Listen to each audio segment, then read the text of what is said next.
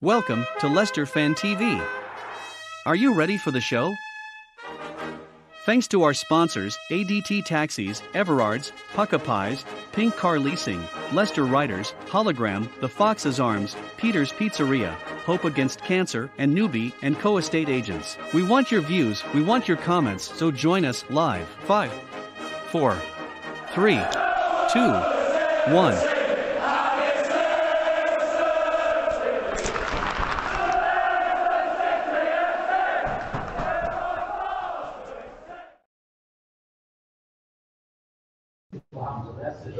So, welcome to Leicester Fan TV preview. We've got Villa tonight at home. Really, it's going to be an interesting game. I think a lot of fans, if not majority, are going in with a lot of positivity now.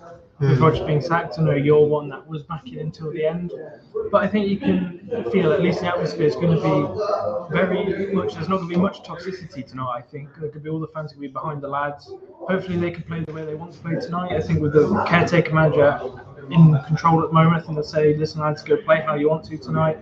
I think we need to get a massive 3 points.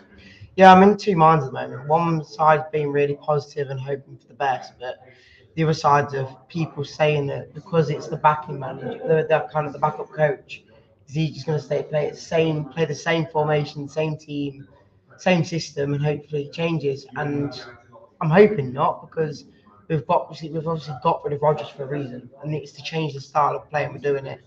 And for me, I'm hoping to be on the positive side of the football, not passing around the back all the time. People are saying start Vardy. For me, obviously we'll talk about it later, but I still don't see the threat in him, so I don't know whether he should start. But the likes of someone like Sunchu, he probably should be going to the lineup maybe.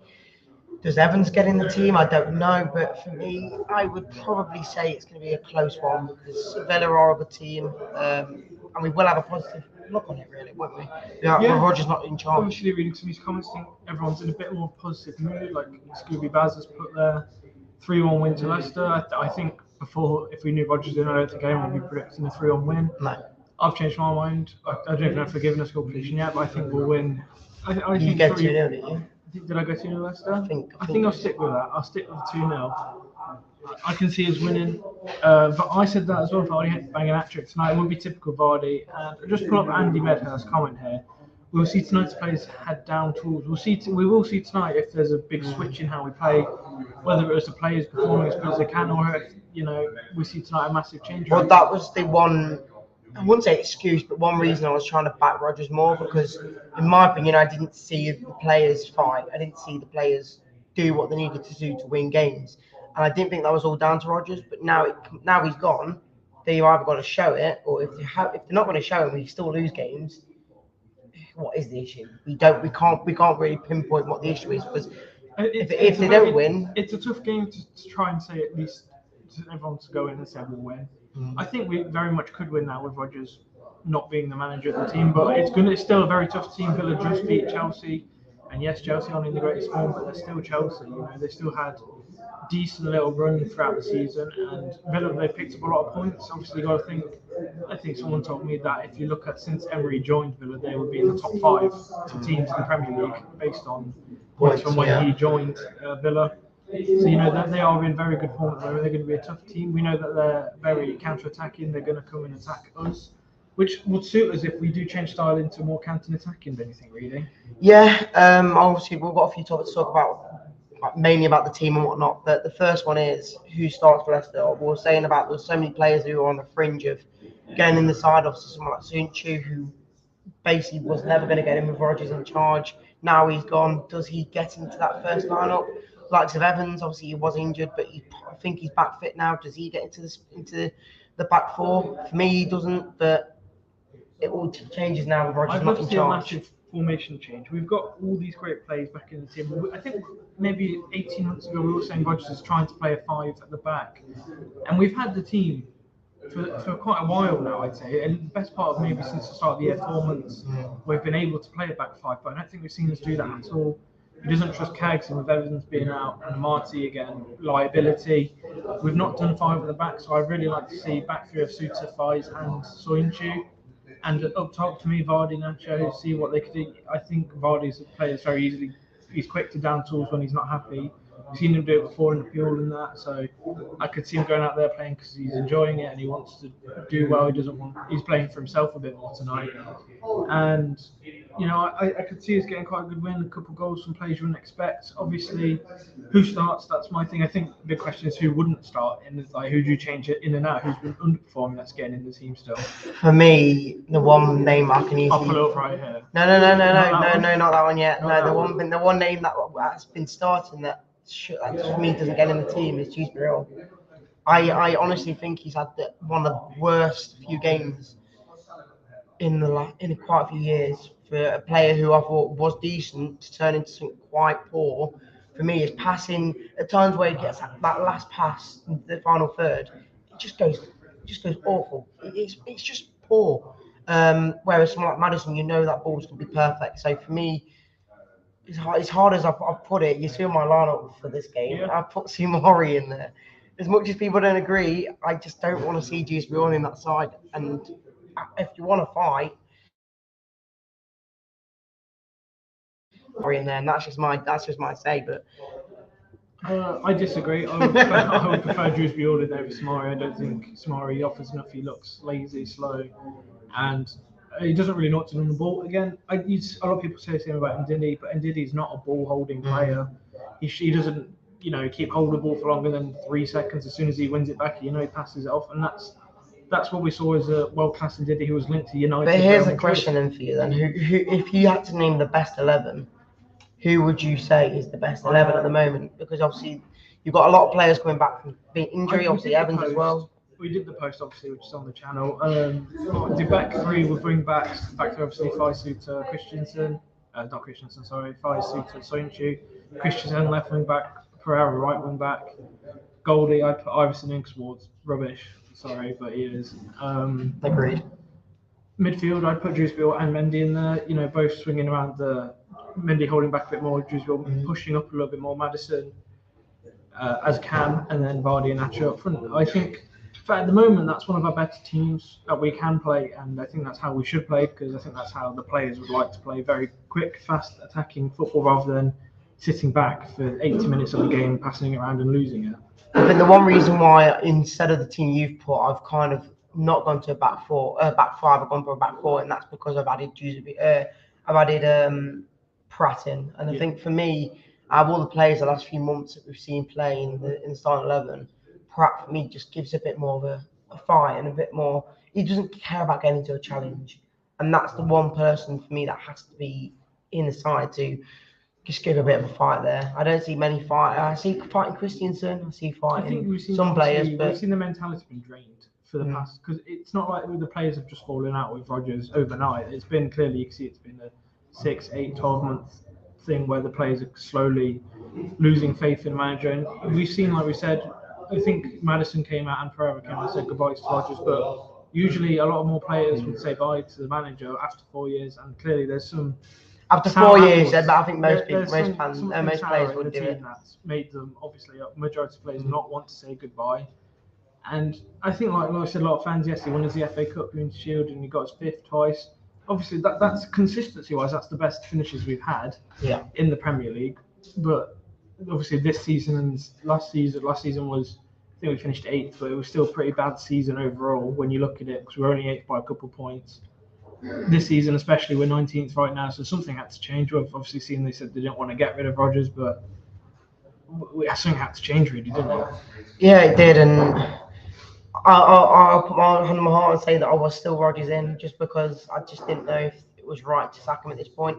Now he's gone, I will say that I feel like it's a bit of relief off my shoulders, because as long as it changes and as long as we try and stay up, I'll be happy. I just don't think it's right now to bring a manager in long term.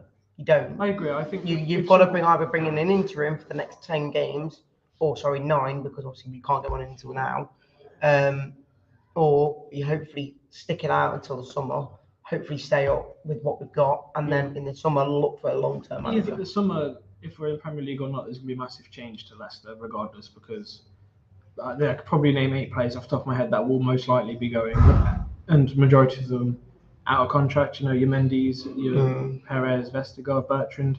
a lot of those players are out of contract.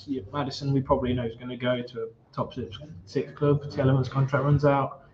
So, it's going to be a massive rebuild in the summer, regardless of which league we're in, which I guess is negative thinking. It is beneficial if we were to get relegated, that at least a lot of these players would be going, so the wage bill comes down. But hopefully we can stay up, and I think we need a manager to rebuild. Obviously, we've heard Benitez been thrown around there. We've also heard Potter's rejected Leicester, which is understandable because he's had a tough time at Chelsea and he's got massive payouts. So I'm sure he's in a rush to get back to managing. But for me, if we were to bring in a manager, it's like you say, it's tough. I bring in short term, someone that knows this. Again, Benitez, he knows the relegation zone. Done it with Everton, done it with Newcastle. What do you think on it, really? I think obviously I won't say the best choice, but I think the more reasonable choice at the moment is Benitez. Like I say, we've heard that if we do go down, it's probably a lot better chance it will come straight back up with someone like Benitez. But again, I think if we wait till summer, we probably could get someone like a Potter if we could wait long enough, or someone a bit higher standards like Poch if we were lucky enough. With the money we've got, we can do it. Yeah, we could be waiting to see what happens after tonight and Bournemouth. If we win 2 games in a row, I might say, well, we've got enough to stay up without anyone. Yeah. We're playing well. We can just carry on this way. We don't need a manager right now. Let the players play how they want to play, and see where we go from there. But moving on, really, obviously, I see one little thing I'm going to put on the screen. You've put this on, so explain yourself as to why you say this. Well, you've already told me that his stats doesn't show this. It shows a lot better than what he's doing, but again, I think most fans can see that when we see Bond on the wing, he just doesn't do anything creative. He goes down the wing and then cuts in, then crosses it into no one. He cuts in, or he goes down the wing, he runs into a player. He doesn't have a creative mind, and for me, when you say the best 11 and now Rodgers is gone, does this man get in? I'm worried because I think he will get in. I don't hate Barnes. I obviously think he's obviously a lot of players have been very much underperforming this season, and Barnes, I would say he's been one that has been underperforming. But again, his stats don't lie. He has bagged a lot of goals and got some good assists. I think he's joint top goal scorer. I think he's got a lot. I don't know if he's highest assists as well, but I think he's up there for Leicester, which for me is pretty decent stats, but he bags in the odd goal here or there. And again, we've had a poor season where everyone else is not bagging. No strikers are putting any balls in the net. So for me, he's had a pretty average season. And again, if with the Nuno manager now, Rodgers has gone, we could see Barnes play a little bit better, play a bit more how he likes to. He could, but I will say this: if we do play with Barnes on one wing, who's playing on the other wing, and we know the last few games hasn't been the greatest with 3 up top, with 1 striker and 2 wingers. So for me, we both agree that we should be playing 2 up top, so that means Barnes does need to be dropped. And I think that is just the situation it is. Obviously, Barnes might want to play every game, but we don't know who's in control at Leicester. No. We know that there's obviously caretaker managers in place, but however much they're doing, whether they're just the same players, you pick the team, you guys do what you want to. It very much could happen because it does happen. And I wouldn't surprise me in this Leicester team. There's a lot of big heads, such as Vardy and Johnny Evans and those kind of players, Maddison, that would probably like to take control a bit and play how they'd like to play and put themselves in the team maybe. Like you've mentioned, does Evans go back into the team tonight? I'm scared he will. I don't think just because he's captain. If again, hopefully there is some kind of control. Obviously, you don't want too much player power in these next 10 games because players are just like, put me in, I want to play. It could be good, could be bad, but I think our best back 3 would be to put Cags back in that team. Yeah, I won't disagree with you. I think that is probably the right decision. I don't think it will happen because I think Evans is higher in the pecking order than him. We'll find out in about 4 hours. Yeah, we will. Yeah. And then the last kind of topic is the main topic. We just need to be the top man tonight. Yeah. Without Rodgers, I'd say that the atmosphere is going to be a lot more positive. I think all the toxicity is gone because you've got the fans from being. Obviously, there was a lot of fans that were Rodgers out, and there was some like yourself that were Rodgers in, and I think those fans were fighting amongst themselves. That heard. I mean, you were there, Reedy. What was it like against Palace? I heard a lot of fans were chanting his name out. Well, it was very, very toxic. Again, I could see fans arguing between themselves, just saying like, why are you saying Rodgers out? And people are saying, well, it's true. The situation's just getting worse and worse. And now he's gone. All the people that were saying Rodgers out was creating like I wouldn't say a toxic atmosphere, but a bad environment Just for a between lot of the two fans to be opinions, in. it was toxic. It was, You yeah. allowed your Yeah. opinions, it just got a bit toxic. Yeah, it towards just got a the bit end. toxic, and obviously now the fans who were singing it haven't got anything really to sing about. They've got to just back the boys now, and even if you are going 1-0 down or even 2-0 down, you can still get back. You just need to back them. And as much as the referee can be a 12th man for Aston Villa tonight, we need to be the 12th man for Leicester. Could also be a 12th man for us. Really. Hopefully. Well, it's not been the last like 2 months, but I don't know. But we'll have to have a look after. Most likely it's someone we hate anyway. What's your score predictions then going into it? And give us who you think will score. Obviously, you've got a different lineup to what we've put. You've put Daka in there and Samari in there, I think. So who would you say is going to be first scorer and goal, the final score? I'm going to go for a 3-1 to Leicester. I think Watkins is going to score for them. Yeah. And I think Daka's going to get a brace. Daka's going to get a brace. How many is a brace? Just two? One? No, yeah, two for Daka, and then I'll give Samari the extra one. I'll give you a tenner really. If it happens, tenner? You get like 100 quid for that one. Yeah, put it on the bookies, mate. Like I said, I say 2-0. I think Vardy's going to get both goals. I think he'll be straight back in the team when you see Jamie Vardy. I won't be surprised if he gets back into normal. the team. I won't be surprised because we know that on his day he can be world class. For me, I would like to see Daka played a bit more how he's used to as well, obviously, because we brought him in and he was this good striker in a pretty poor league. Let's be honest, it wasn't a good league. It was an average league at best. You got to think as well, though. Aston Villa now we've got no manager. They're looking at us thinking, how the hell are they going to play? They haven't got a clue. They don't know how we could line up exactly the same as we did with Rodgers. I highly doubt we will, but I think a lot of fans are hoping that we are going to play a lot more attacking, a lot more counter-attacking, especially because let's be honest, it's not going to be clean tonight. It's not going to be Leicester's 100% back, and because we've had a long time where we have been playing pretty boring dull football, so it's going to take some time to get back to playing how they want to play a lot more, and it'll be a scrappy game, I think, and I would take a draw personally. I think.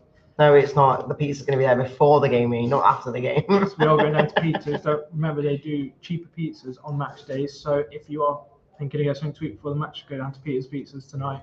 Yeah, of course. I think that's where we're going to wrap up, Sam. Appreciate you coming on again today. Hopefully we can get behind the boys tonight. Obviously watch along as well with Michael, who's hosting that at probably starting about 7:30. So make sure you go check out that if you're not going to the game. But if you are, we'll see you down there and we'll catch you on the next show.